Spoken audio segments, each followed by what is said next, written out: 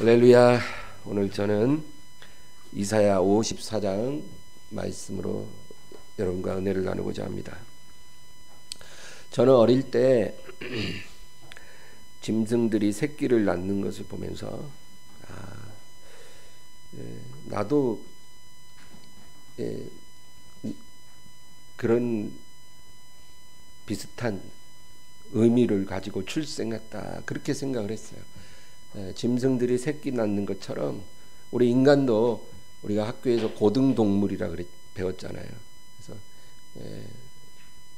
고등동물인 인간도 새끼 낳듯이 그렇게 자식을 낳는 것이고, 그래서 내가 부모님으로부터 태어난 것이다. 그러나 지금 하나님 말씀을 알고 나서는 생각이 달라졌습니다. 비록 육체적으로는 부모님으로부터 나왔지만 내 안에 있는 영혼은 하나님의 형상으로 지음을 받았다. 짐승들과 다르다는 거죠. 하나님의 뜻을 따라 하나님의 형상으로 지음을 받았다. 그거 믿습니다. 그래서 여러분, 우리는 절대 진화론을 믿으면 안 돼요. 진화론을 믿게 되면 사람의 생명이 존귀하다는 것을 이해할 수 없습니다. 짐승 한 마리 죽이는 것이나 사람 한 명 죽이는 것이나 별 차이가 없는 게 진화론이에요. 그러나 우리는 하나님의 형상과 모양으로 지음을 받았기 때문에 이 세상에 있는 모든 짐승을 다 합친 가치보다 사람 한 명의 가치가 소중하다고 하나님께서는 말씀하신 것입니다. 예수님 짐승들을 구원하기 위해 오신 게 아니에요. 우리를 구원하기 위해 오신 것입니다. 그러면 내 마음속에 또 질문이 생겨나는 거예요. 하나님께서 왜 나를 지으셨을까? 이 세상에 목적 없는 물건은 없잖아요. 그렇죠? 우리가 보는 이 모든 물건들 다 목적을 갖고 만들어진 것입니다. 어린아이들이 갖고 노는 그 레고 장난감 있잖아요. 그것도요, 아이들이 그거 조립할 때 그냥 조립하는 게 아니에요. 뭘 만들어야 되겠다, 그렇게 미리 결정을 하고 조립을 하는 거죠. 여러분, 우리 눈에 보이는 것들도 다 목적을 갖고 만들어졌다면 이 세상에 하나님이 창조하신 만물들, 꽃 한 송이, 풀 한 포기, 또 짐승들, 곤충들, 그렇죠? 물고기, 새, 또 하늘에 있는 해와 달과 별들, 하나님께서 목적 없이 만드신 건 없어요. 다 하나님이 목적을 갖고 만들었는데, 그럼 당연히 사람도 하나님이 목적을 갖고 지으시지 않으셨는가? 나도 어떤 목적을 갖고 하나님의 지음을 받은 존재가 아니겠는가? 그렇죠? 그럼 그 목적이 무엇일까? 그런 질문을 우리가 해야 된다는 거예요. 나를 창조하시고 나를 구원하신 하나님의 목적은 무엇인가? 우리가 그거 알아야 돼요. 근데 먼저 우리가 답을 알기 전에 정답이 아닌 것을 먼저 알아야 되죠. 우리가 문제를 풀 때도 옛날에 그렇게 제가 기억이 나요. 사지선다 있으면 답이 아닌 것부터 지우라는 거예요. 그렇게 하면 훨씬 더 풀기가 쉽다. 하나님이 우리를 지으신 목적이 무엇인가? 먼저 정답이 아닌 것이 있어요. 첫째는 하나님이 우리에게 일을 시키기 위해서 지은 것은 아니라는 거죠. 하나님의 일을 수행하는 존재는 천사들이 있습니다. 우리가 아니에요. 제가 성도님들로부터 듣는 말 중에 제일 듣기 싫은 말이 뭐냐면, 목사님, 저는 정말 교회에 제가 별로 기여하는 게 없어서 너무 죄송해요. 제가 너무 할 줄 아는 게 없어서 목사님께 도움이 안 되고 하나님께 영광이 안 돼서 너무 죄송해요. 이런 말 저는 정말 듣기 싫어요. 여러분, 하나님이 우리를 지으실 때 우리에게 일 시켜 먹으려고 우리를 지으신 건 아니에요. 뭔가 시키려고, 뭔가 맡기려고 우리를 구원하신 거 아니에요. 우리를 교회로 모으실 때 교회에 모아갖고 너는 이거해, 너는 이거해, 이런 거 시키시려고 우리를 모으신 게 아니에요. 그거는 하나님이 우리를 지으신 목적이 아닙니다. 또 두 번째 정답이 아닌 것은 하나님은 우리로부터 뭔가를 받으시려고 우리를 지으시고 구원한 게 아니라는 거예요. 여러분, 부모가 자식한테 용돈을 주잖아요. 용돈 주면서 내가 너한테 용돈 줬으니까 나한테 선물 사주라. 이런 부모 있나요? 그런 부모는 없어요. 부모가 자식한테 유산 넘겨주면서 내가 너한테 유산 넘겨주니까 너 나한테 집 한 채 사주라. 이런 부모 없다는 거예요. 하나님께서 우리에게 모든 것을 다 주셨는데, 그러고 나서 내가 모든 것을 주었으니까 너 나한테 뭐 가져와라. 그러시는 게 아니에요. 우리에게 돌려받기 위해서 우리에게 주신 게 아니라는 거예요. 우리는 자꾸 내가 하나님께 뭘 드려야 된다라고 생각을 해요. 여러분, 우리에게 받으려고 우리를 지으신 게 아니에요. 우리에게 뭔가 얻으려고 우리를 구원하신 게 아니에요. 다윗이 하나님 앞에 성전을 봉헌하고 싶습니다. 그랬어요. 나는 백향목 궁궐에 사는데 하나님은 이렇게 천막 속에 모신 게 너무 내가 죄송해서 내가 화려하고 아름다운 성전을 봉헌하고 싶습니다. 그러니까 하나님께서 뭐라고 그러시냐면 사무엘하 7장 7절을 우리 다 같이 읽을까요? 이스라엘 자손과 더불어 다니는 모든 곳에서 내가 내 백성 이스라엘을 먹이라고 명령한 이스라엘 어느 지파들 가운데 하나에게 내가 말하기를 너희가 어찌하여 나를 위하여 백향목 집을 건축하지 아니하였느냐고 말하였느냐. 예. 여러분, 온 세상의 백향목이 다 하나님 거예요. 하나님이 지으셔서 사람에게 주신 거예요. 그 모든 나무들을. 너희들은 이 나무를 가지고 너희를 위해 아름다운 집을 짓고 여러 가지 기구도 만들고 그렇게 즐겁게 살아라. 그렇게 주셨는데 그 하나님께서 내가 이렇게 많은 나무를 줬는데 왜 나를 위해 백향목 집을 짓지 않았느냐라고 하나님이 말씀하시지 않는다는 거예요. 하나님이 아브라함에게 너가 낳은 그 백세에 낳은 외아들을 내게 번제로 드리라 그랬어요.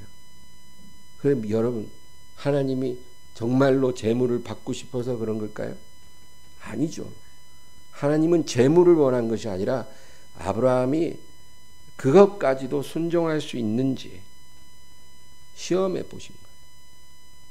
하나님의 목적은 아브라함의 마음이 어떠한지를 알고 싶은 거지 그걸 받고 싶어서는 아니었어요.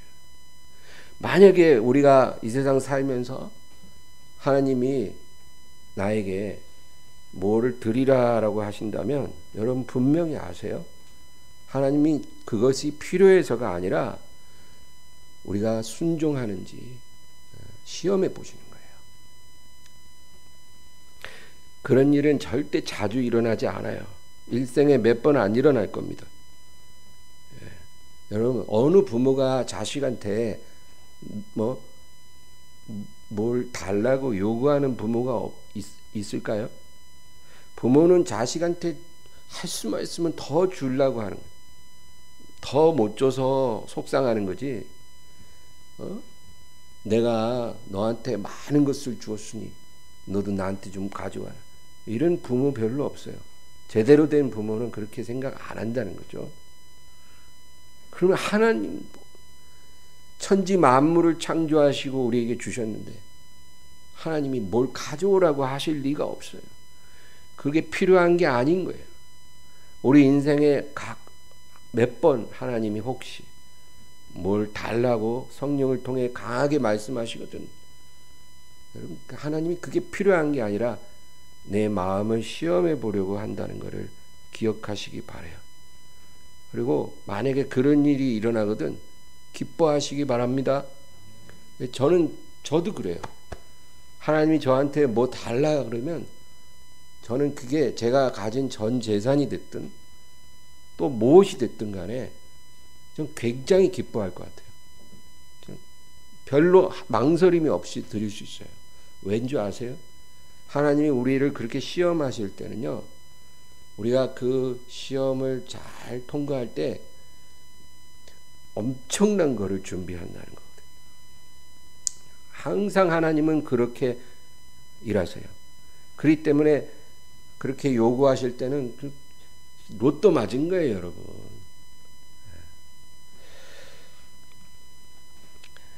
하나님은 우리에게 뭐를 받기를 원하시는 분이 아니에요.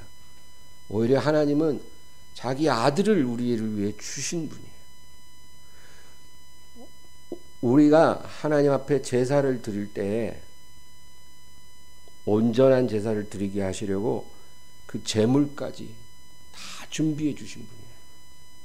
그 제물이 바로 하나님의 아들 예수 그리스도예요. 그 제물만이 하나님을 기쁘시게 할 수 있는데 그 제물은 우리가 드릴 수 있는 게 아니기 때문에 제물조차도 하나님이 스스로 준비하시고 하나님이 받으신 거예요. 그런 하나님이에요. 우리 시편 50편 7절에서 13절 말씀, 50편 7절에서 13절까지 다 같이 읽습니다. 내 백성아 들을지어다. 내가 말하리라. 이스라엘아 내가 내게 증언하리라. 나는 하나님 곧 내 하나님이로다. 나는 네 재물 때문에 너를 책망하지는 아니하리니 네 번제가 항상 내 앞에 있음이로다. 나는 네 집에서 수소나 내 우리에서 순념소를 가져가지 아니하리니 이는 삼림의 짐승들과 뭇산의 가축이 다 내 것이며 산의 모든 새들도 내가 아는 것이며 들의 짐승도 내 것임이로다. 내가 가령 줄여도 내게 이르지 아니할 것은 세계와 거기에 충만한 것이 내 것임이로다. 내가 수소의 고기를 먹으며 염소의 피를 마시겠느냐. 여러분, 하나님이 비록 제사를 어떻게 드리라라고 말씀을 하셨으나 하나님의 마음은 이거예요. 내가 수소의 고기를 먹으며 염소의 피를 마시겠느냐. 너희가 내게 나올 때 병든 것, 눈먼 것으로 드리면 안 되고 흠없는 것으로 정성껏 드리라고 했지만 내가 그 고기 먹고 그 피를 마시겠느냐.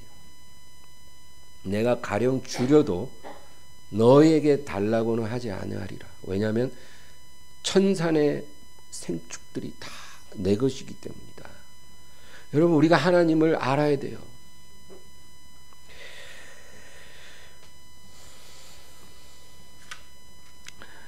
그러면 여러분, 하나님이 왜 우리를 지으셨을까요? 무엇을 위해서? 우리에게 무슨 일을 시키려고 하는 것도 아니고 뭔가를 받으시려고 하는 것도 아니면 왜 우리를 지으셨을까요?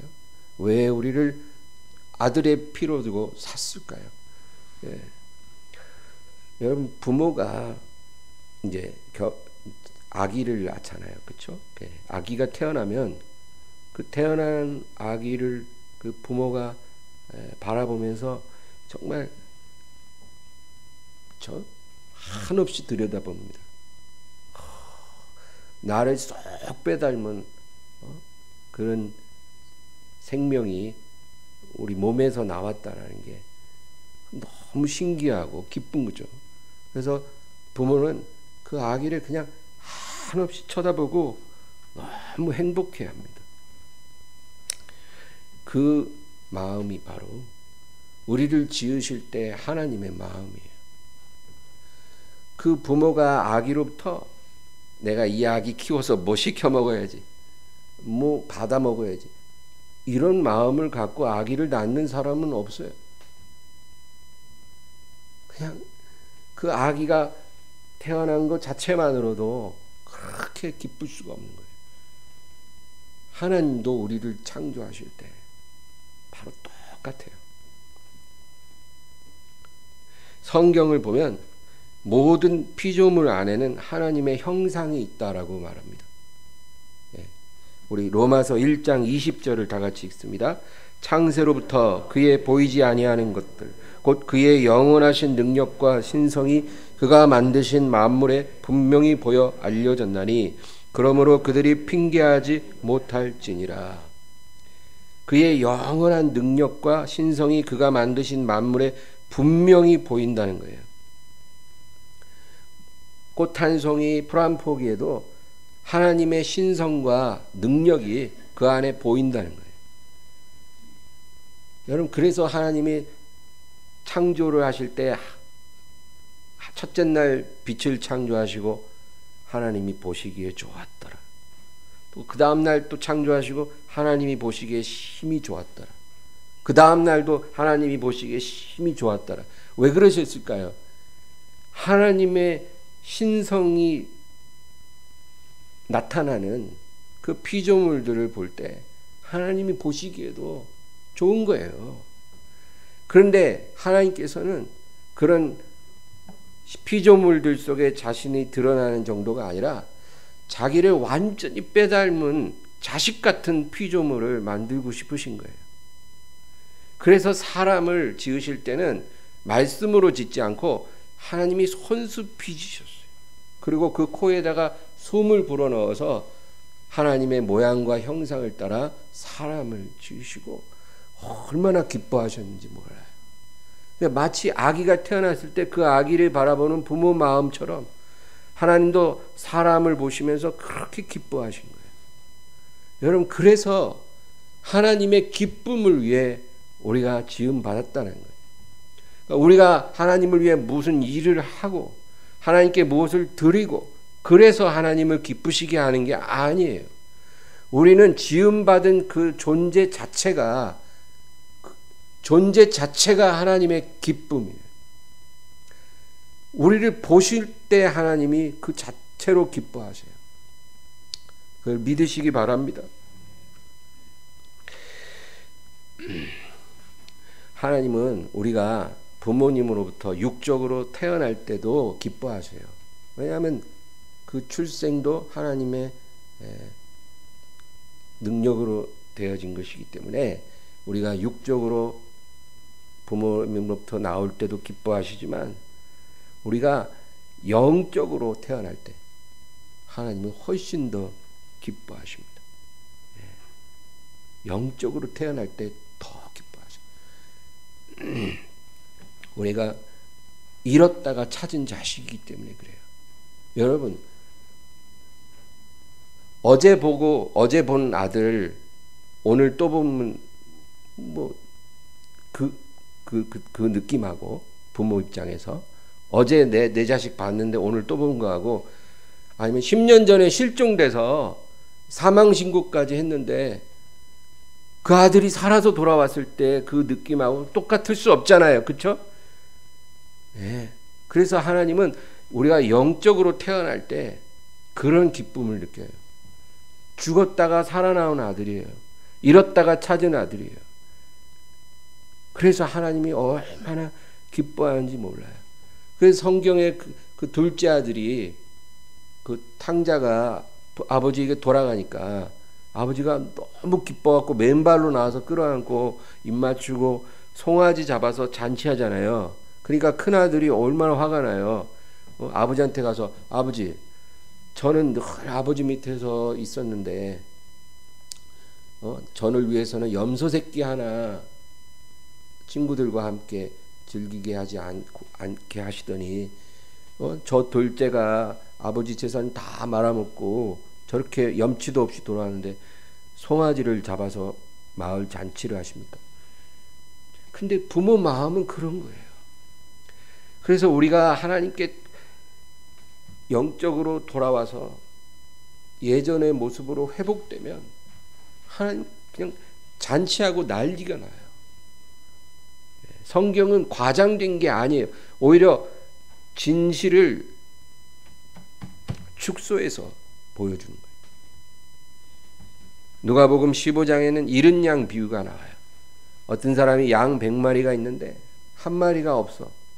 그러니까 99마리는 광야에 두고 밤새도록 그 한 마리를 찾다가 그거 찾아갖고 어깨에 메고 너무 기뻐서 마을에 와서 잔치를 열었다는 거예요. 이거는 어떤 물질적 가치의 문제가 아니에요. 그렇죠? 마을 잔치 한번 하면 양 몇 마리 잡아야 돼요. 그만큼 돈을 써야 돼요. 그런데 이 사람에게는 잃은 양을 찾은 게 너무 기쁜 일이에요. 하나님께서 그렇다는 거예요. 누가복음 15장 7절을 읽겠습니다. 내가 너희에게 이르노니 이와 같이 죄인 한 사람이 회개하면 하늘에서는 회개할 것 없는 의인 99으로 말미암아 기뻐하는 것보다 더하리라. 그러므로 여러분, 우리가 하나님께 돌아왔잖아요. 지금 이렇게 하나님 앞에 예배하잖아요. 그러면 이미 우리는 자식된 도리를 다 한 거예요. 하나님 앞에 엄청난 기쁨을 이미 드렸기 때문에 우리 자식 노릇 다 한 거예요. 그러니까 앞으로 뭘 더 해야 된다라는, 뭔가를 드려야 한다는 그런 강박에서 벗어나시길 바라요. 우리는 그게 아니라 이제 돌아왔으니까 하나님 앞에서 기쁨으로 예배드리고, 그리고 늘 주야로 말씀 묵상하고, 그리고 깨어 기도하고, 그렇게 살면 돼요. 그 모습이 하나님의 기쁨이에요. 그러니까 목사님 제가 드릴 게 없네요. 제가 할 줄 아는 게 없네요. 이런 말 좀 하지 마세요, 제 앞에. 듣기 싫어요, 그런 얘기. 하나님도 듣기 싫어하세요.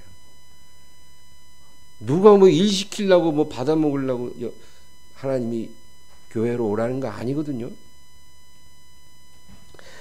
만약에 하나님 앞에 정말 그래도 내가 더 큰 기쁨을 좀 드리고 싶어요 한다면, 여러분 영적으로 성장하세요. 자녀가 영적으로 성장해서 하나님의 형상을 더 많이 회복하는 것만큼 하나님의 기쁨이 따로 없습니다. 그거예요. 왜 성경이 느헤미야서에 보면 여호와를 기뻐함이 너희의 힘이니라 그렇게 말씀하셨는지 아세요? 하나님을 기뻐하는 것이 너희의 힘이라는 거예요. 우리가 하나님을 기뻐하면 그것이 이미 하나님 앞에 충분한 기쁨이 되는 거예요.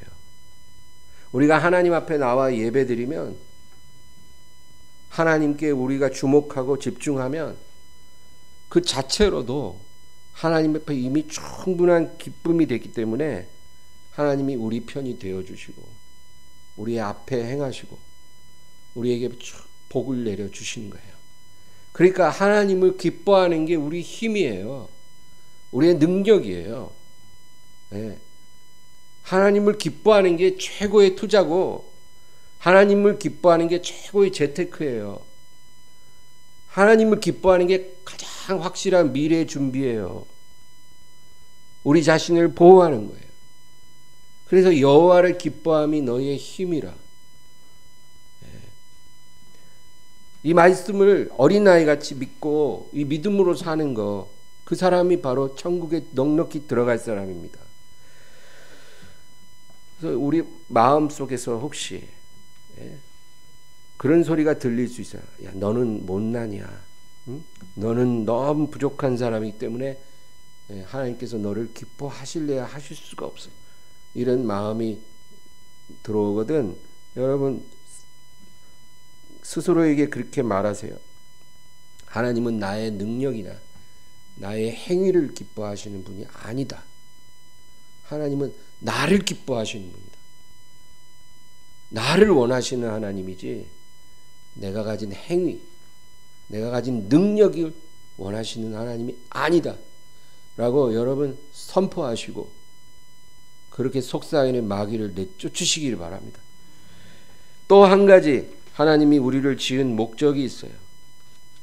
그것은 신부를 기뻐하는 신랑이시기 때문이에요. 아까 첫 번째는 갓 태어난 아기를 바라보고 기뻐하는 부모같이 하나님이 우리를 기뻐하신다 그랬죠. 그래서 그 기쁨을 위해 우리를 지으신 거예요. 다른 목적이 있는 게 아니고. 두 번째는 신부를 맞이하는 신랑의 기쁨으로 우리를 지으셨다. 그것입니다.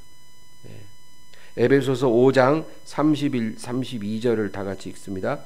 그러므로 사람이 부모를 떠나 그의 아내와 합하여 그 둘이 한 육체가 될지니 이 비밀이 크도다. 나는 그리스도와 교회에 대하여 말하노라. 부부가 결혼을 해서 한 몸을 이루는 것처럼 그리스도와 교회의 관계가 똑같다는 거예요. 그래서 이 비밀이 크도다. 굉장한 신비예요.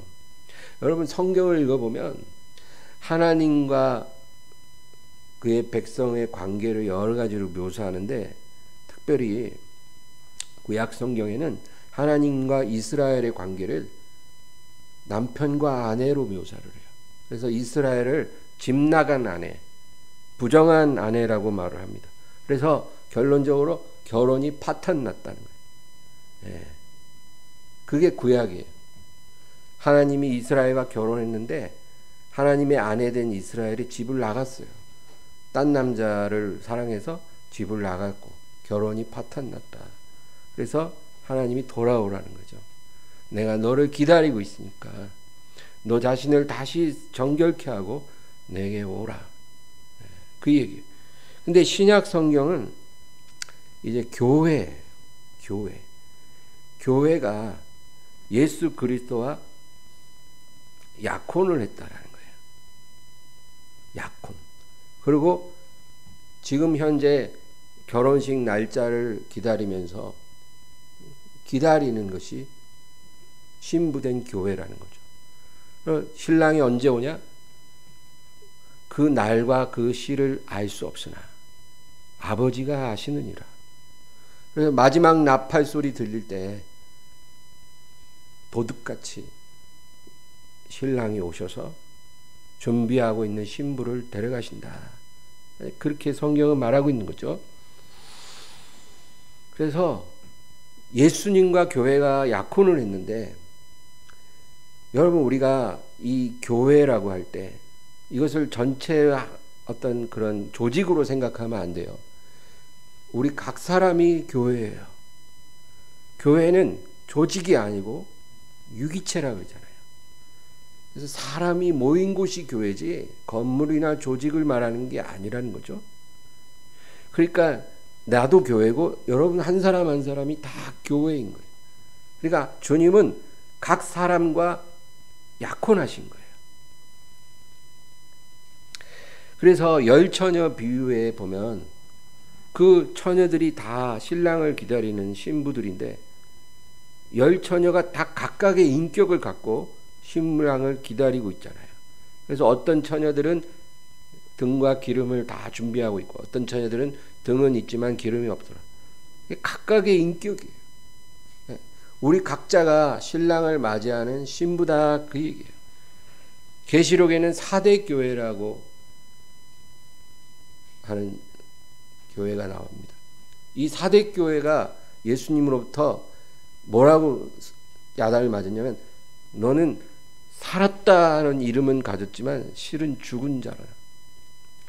그러니까 교회라는 어떤 이름은 갖고 있지만 너는 죽었다는 거죠. 그런 아주 비참한 교회예요. 근데 주님이 그 4대 교회에 뭐라 그러냐면 계시록 3장 4절 우리 읽어보겠습니다. 그러나 4대에 그 옷을 더럽히지 않은 자 몇 명이 내게 있어 흰옷을 입고 나와 함께 다니리니 그들은 합당한 자인 연고라. 4대 교회의 성도 대부분은 다 살은 것 같은데 죽은 자들이었어요.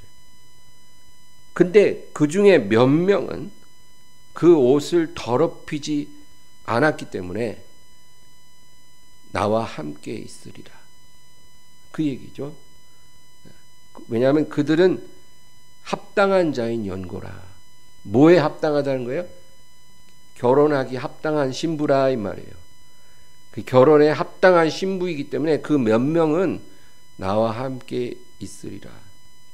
여러분, 신랑이 신부를 정말 기뻐하면 어떤 조건도 필요 없어요. 혼수도 예단도 어떤 조건도 원치 않아요. 신랑이 신부를 너무나 기뻐하면 그냥 신부 자체만 있으면 되는 거예요. 막 혼수 적게 온다고 막 싸우고 이런 신랑은 그 신부를 덜 사랑하는 거예요. 정말 신부를 온전히 사랑하면 그런 게 필요가 없다는 거죠. 그런데 우리가 주님의 신부가 될 때 다른 건 다 필요 없어요. 돈도 필요 없고 능력도 필요 없고 뭐 다 필요 없는데 딱 두 가지는 있어야 돼요. 조건이 뭘까요? 첫째는 순결이에요. 순결. 영적인 순결을 말해요. 우리가 주님의 신부가 되려면 세상으로 더럽혀지지 않아야 돼요. 그게 영적 순결이에요. 이런 순결함이 없으면 신부로서 합당하지 않은 거예요, 여러분. 세상으로 더럽혀진 신부가 얼마나 많은지 몰라요, 지금. 목회자들 가운데도 장로, 권사, 집사들 중에 얼마나 많은 성도들이 세상으로 더럽혀지고 영적 순결을 잃었는지 몰라요. 세상에 대한 집착, 미련, 그런 게 너무 많은 거예요. 하나님을 사랑하지 않는 건 아닌데, 예수님을 기다리지 않는 건 아닌데, 그거 이상으로 세상에 대한 애착이 심한 거예요. 놓칠 못해요. 로세처처럼 뒤돌아보는 거예요. 그런 신부들은 합당하지 않다, 그거예요. 영적 순결을 갖고 있어야 돼요. 우리가 주님을 신랑으로 맞이하고 싶다면 여러분, 세상으로 더럽혀지지 않도록 자신을 지키시기 바랍니다. 그렇다고 해서 뭐 어디 산에 가라는 말이 아니에요. 세상 속에서 구별돼서 순결한 영혼으로 살도록 우리가 노력해야 된다. 때로는 실패해요. 때로는 실수해요. 그러나 주님 앞에 겸손하고 진실되게 고백하면서 주님을 바라보라, 그 얘기예요. 여러분, 진실함만 갖고 있어도 주님이 우리를 버리시는 일은 없을 거예요. 네, 하나님, 전 부족해요. 제가 주님을 향하고 싶은데 내 안에 더러움이 너무 많아요. 주님, 저를 불쌍히 여기고 저를 정결케 해주세요. 제 생각과 제 소원을 새롭게 해주세요. 도와주세요. 여러분, 이런 마음만 갖고 있어도 주님이 우리를 도와주실 것입니다. 두 번째는 신뢰예요. 신부가 신랑을 전적으로 신뢰하지 않으면 결혼은 불가능하다, 그거예요. 여러분, 우리가 주님을 신뢰한다는 건 뭘까요? 신뢰한다는 것은 우리 인생의 어떤 최종적인 결과뿐만 아니라 그 과정까지도 다 믿는 거예요. 그게 신부가 신랑을 신뢰하는 거예요. 우리가 이 세상 삶을 마치고 하나님 나라에 들어가게 될 것을 믿잖아요. 그렇죠? 그게 결론이죠. 우리가 어떤 인생을 살든 간에 구원의 축복을 받고 영생을 얻게 된다는 건 우리는 믿어요. 그러나 그 결론만 믿는 게 아니에요. 진정한 신뢰는 그 결론에 이르는 그 과정까지도 다 믿는 거예요. 지금 내가 걸어가는 이 길 하나하나가 하나님의 계획 속에 있고 하나님의 선한 뜻 속에 있다라는 거, 그거를 신뢰하는 거예요. 내가 오르막길을 가든 내리막길을 가든 넓은 길을 가든 좁은 길을 가든 내가 행복한 꽃길을 가든 내가 외롭고 고단한 가시밭길을 가든 내가 지금 걷고 있는 이 길이 하나님의 선한 뜻 안에 있음을 믿습니다. 이게 신뢰예요.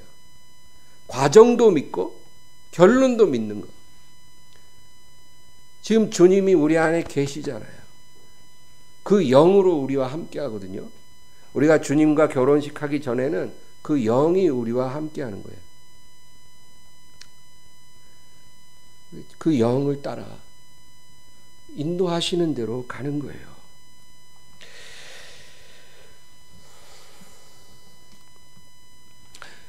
우리가 예를 들어 버스를 탔어요. 버스를 탔는데 그 버스를 타면 내가 원하는 목적지까지 간다는 거 알아요.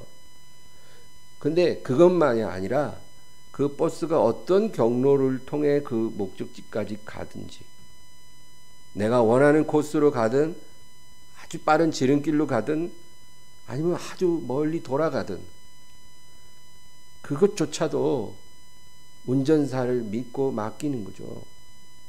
네. 우리가 신뢰한다는 건 바로 그런 거예요.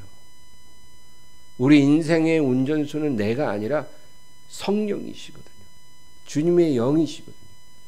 그 영을 따라 내가 원하는 코스로 가시든 원치 않는 먼 코스로 돌아가시든 내가 원하는 정류장에 다 서면서 가시든 아니면 건너뛰어서 직행으로 가시든 운전수 마음대로 하시옵소서.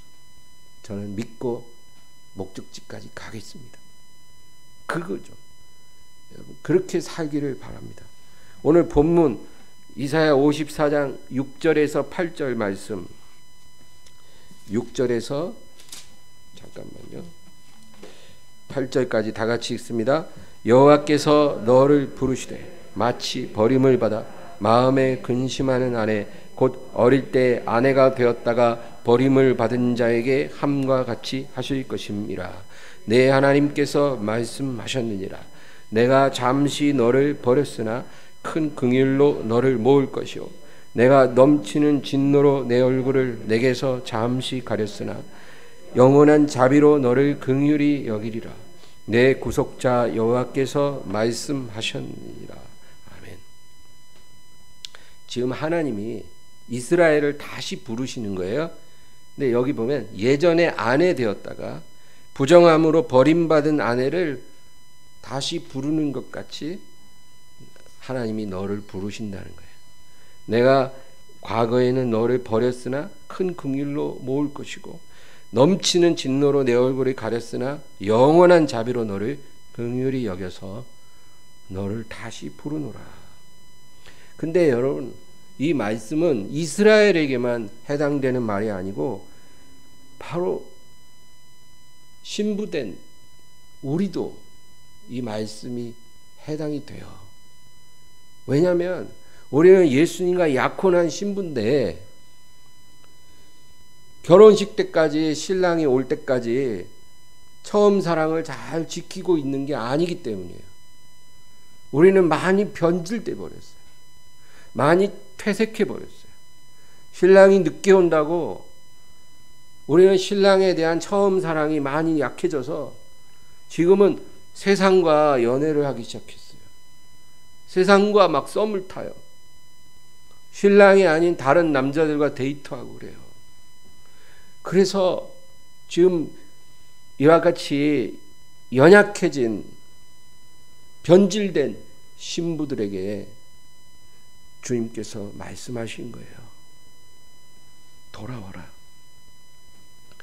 지금이 너희가 신부로서 다시 자신을 꾸밀 수 있는 마지막 기회다.